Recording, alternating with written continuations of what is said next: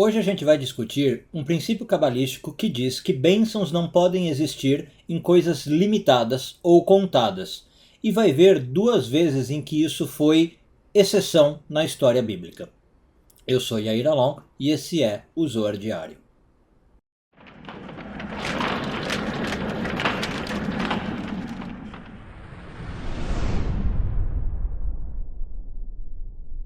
Essa semana começamos a ler a porção de Pekudei, hoje focando nos parágrafos de 32 a 34 do Zohar, sétimo ano de leitura.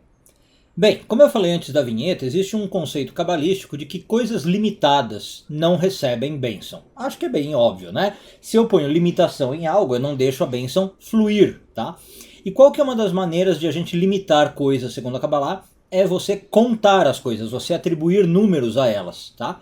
Então, inclusive pela Kabbalah, eu já abordei isso aqui no Zohar Diário, acho que inclusive em vídeos da porção de Pekudei, existe um certo tabu em você contar coisas, tá? Por exemplo, a gente não tem o costume na Kabbalah de contar pessoas, né? Por exemplo, tem uma fila e você quer saber quantas pessoas tem, né? Você fala, tem 1, 2, 3, 4, não é muito bom.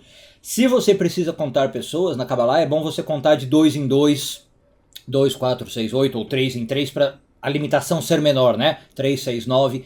Ou você não conta pessoas, você conta algum objeto da pessoa. Por exemplo, se forem judeus religiosos, você pode contar kippah, né? 2 kippot, 1 kippah, 2 kippot, 3 kippot, né? Para você não estar com esse negócio de limitação.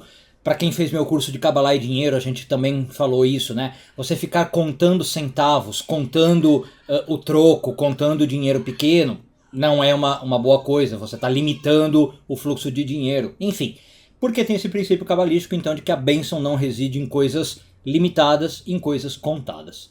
Mas o Zohar, nesses parágrafos que a gente está falando, conta duas vezes que isso foi uma exceção na história por motivos divinos, tá?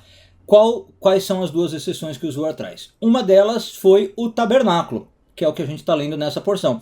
O tabernáculo, ele é extremamente limitado, né? Ele é extremamente contado. Se você lê a porção falando do tabernáculo, como toda a construção, né? Ele tem medidas precisas, medidas exatas.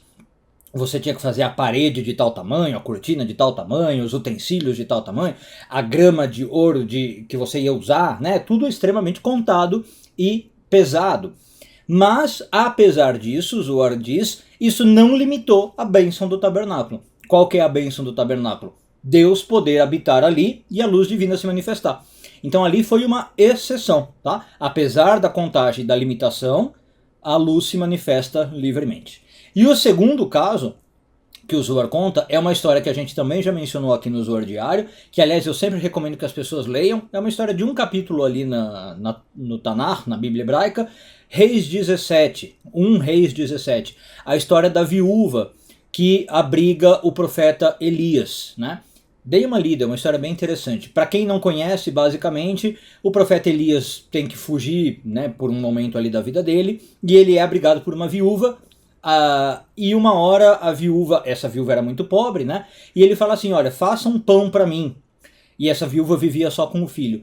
E ela fala, eu não tenho farinha para fazer pão para você. Eu tenho farinha para fazer para mim e para o meu filho, né? E só tenho para fazer para um dia. Se eu fizer o pão para mim e para o meu filho hoje, amanhã eu e meu filho morremos. Ela fala mais ou menos isso.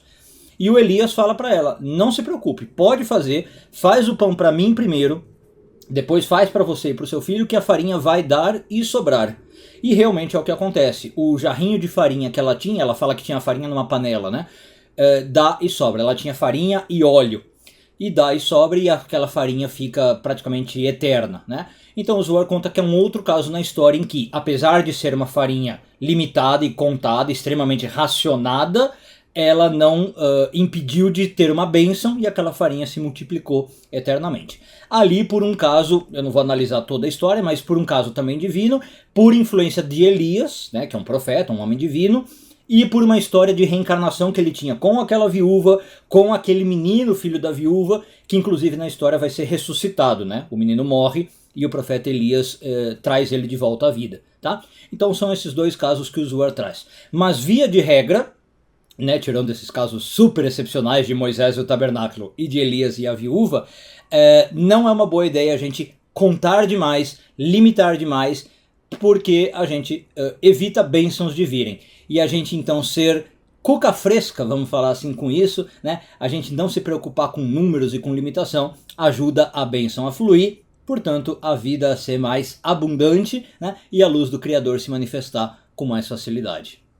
Um bom dia a todos e tudo de bom.